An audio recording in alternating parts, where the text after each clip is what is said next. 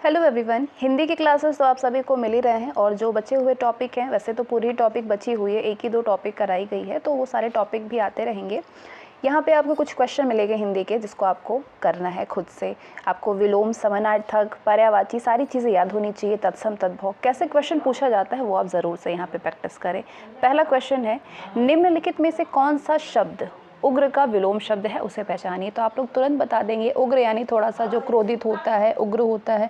तो उग्र का उल्टा यानी शांत, सुशील, सौम्य कह सकते हैं आप। ठीक है, उग्र का विलोम क्या होता है? सौम्य होता है, शांत। ठीक है, दिए गए शब्दों में से आद्य, आद्य शब्द का विलोम क्या होगा? आद्य का होता है। अंत क्या होता है? अंत्य होता है। नेक्स्ट, क्षुद्र शब्द का एक सर्वाधिक उपयुक्त पर्यायवाची युग्म चुनिए। क्षुद्र का क्या मतलब होगा? क्षुद्र यानी दरिद्र होते हैं, निर्धन होते हैं। ठीक है, नीच भी कह सकते हैं। नेक्स्ट, निम्नलिखित में से कौन सा अद्भुत, अद्भुत का समानार्थक शब्द कौन सा है? अद्भुत, अद्भुत यानी विचित्र, अनोखा, विचित्र, अनोखा, विलक्षण, ये अद्भुत के समानार्थक शब्द है। यानी ये सब भी, इसके भी मतलब एक अद्भुत ही होता है, आश्चर्यजनक, विलक्षण, अनोखा। जो शब्द संस्कृत भाषा से उत्पन्न होते हैं या फिर जो संस्कृत भाषा से मिलते जुलते शब्द हैं, उससे बने हुए शब्द हैं, वो क्या कहलाते हैं? जो संस्कृत भाषा से उत्पन्न होते हैं वो तद्भव कहलाते हैं, और जो हिंदी वाले शब्द होते हैं वो तत्सम कहलाते हैं। तो अब आप बता दीजिए, तत्सम तद्भव आप जान ही गए हैं, तो ये चारों ऑप्शन में से बताइए कि कौन सा इसमें से त्रुटिपूर्ण है, गलत है। गोमय, गोबर, क्षीर, खीर, पर्यंक, पटरी या फिर सपत्नी, सौत। तो सारे सही लग रहे हैं अगर पर्यंक पटरी को आप देख लें, यही त्रुटिपूर्ण है। बाकी क्षीर होता है, तत्सम तद्भव क्षीर का खीर होता है, गोमय का गोबर होता है, सपत्नी यानी सौत होता है। ठीक है, ये पर्यंक और पटरी गलत है। नेक्स्ट, दिए गए विकल्पों में से कौन सा विकल्प सब्ज बाग दिखाना, सब्ज बाग दिखाना मुहावरे का अर्थ है? इस चारों में से सब्ज बाग दिखाना मुहावरे का अर्थ क्या होगा? मतलब होता है झूठे वादे करना, झूठे वादे करना यानी सब्ज बाग दिखाना, सब्जी के बाग दिखाना। या तो आप यहाँ पे भी कर सकते हैं कि सब्जियों के बाग दिखाना इसका मतलब होगा, लेकिन ऐसा नहीं है। झूठे वादे करना, सब्ज बाग दिखाना। नेक्स्ट है, प्रश्न करके परेशान करना, प्रश्न करके परेशान करना, कौन सा विकल्प इसके लिए उचित मुहावरा है? चारों ऑप्शन देखिए, खोपड़ी गंजी करना, खोपड़ी खाना, खोपड़ी मारना या फिर खोपड़ी खुजलाना। तो ये सारे ही कुछ अशुद्ध टाइप में शब्द भी समझ में आ रहे हैं, तो आप कहेंगे कि खोपड़ी खाना। खोपड़ी गंजी करना तो होगा नहीं, जाहिर सी बात है। खोपड़ी मारना भी कुछ नहीं होता है। खोपड़ी खुजलाना एक अलग ही चीज़ हो गई। खोपड़ी खाना, हाँ, खोपड़ी नहीं खाओ मेरा, प्रश्न करके परेशान ना करो। ठीक है। नेक्स्ट, ऐसा कवि जो कि तत्काल रचना करता हो, उसके लिए एक सही शब्द क्या होगा? ऐसा कवि जो कि तत्काल रचना करता हो, उसे क्या कह सकते हैं आप? आशु कवि। जो कि तत्काल रचना करता हो, क्या है वो? आशु कवि। नेक्स्ट, अब ये निर्देश है, इंस्ट्रक्शन है कि इनमें से जो दिए गए वाक्यांश है उसके सही विकल्प का आपको चयन करना है। प्रश्न है कि जो अपने कर्तव्यों को न जानता हो, उसे क्या कहेंगे? जो अपने कर्तव्य को ना जानता हो उसको बोलते हैं किंग कर्तव्य विमूढ़। किंग कर्तव्य विमूढ़, जो कि अपने कर्तव्यों को नहीं जानता है, उसके लिए एक शब्द क्या होगा?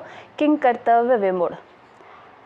अगला प्रश्न है कि रामानुज दर्शन में मुक्तात्मा ईश्वर के समान है, पर उसकी ईश्वर के साथ में एकात्मा नहीं होती है। तो इसके लिए आपको ये चार ऑप्शन दिए गए हैं, ए, बी, सी, डी। अब इस चारों ऑप्शन को आप पढ़िए और फिर ये जो सेंटेंस दिया गया है उसको समझ के बताइए कि इनमें से कौन सा सही क्रम में है, यानी क्रमवार में आपको व्यवस्थित करनी है।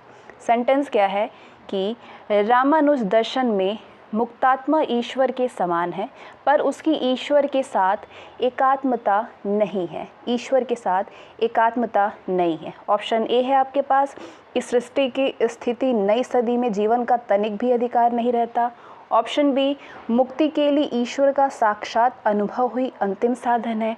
ऑप्शन सी, मुक्त जीव में सर्वज्ञता तथा सत्य संकल्प अवश्य आ जाते हैं, पर सर्व कर्तव्य ईश्वर के हाथ में रहता है। एंड ऑप्शन डी, प्रपत्ति के वशीभूत भगवान शिव को पूर्ण प्रदान कर देते हैं। तो ये चारों ऑप्शन आपने देख लिया। तो बताइए कि बैकुंठ में भगवान का किंकर बनाना ही परम मुक्ति है।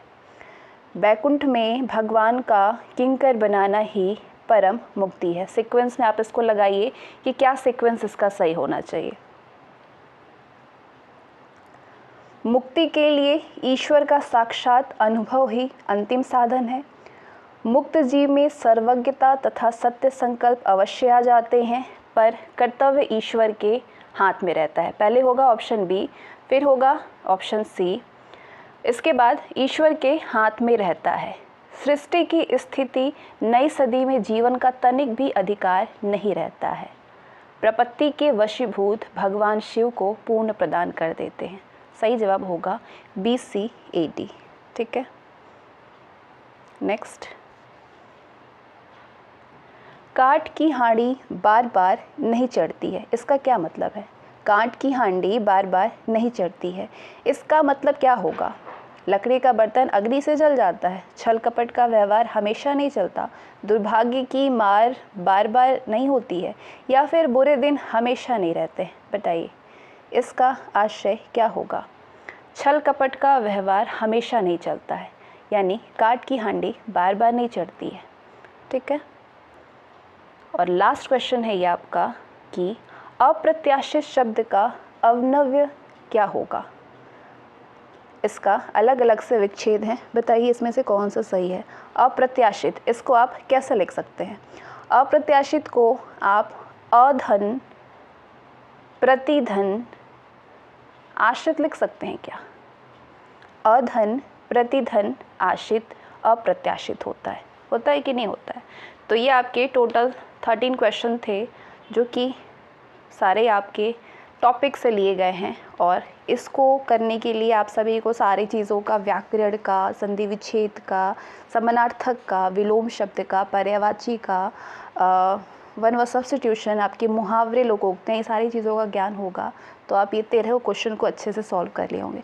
इसी तरीके से हिंदी के सारे टॉपिक वाइज क्लासेस में मिलेंगे आपको, और इसी तरीके से कुछ क्वेश्चन भी कराई जाएगी ताकि आपकी रिवीजन भी बीच बीच में होते रहे। अभी तो क्वेश्चन थोड़ा कम था, लेकिन नेक्स्ट टाइम आपको क्वेश्चन 50-50 क्वेश्चन कराई जाएगी। So thanks for watching this video, bye.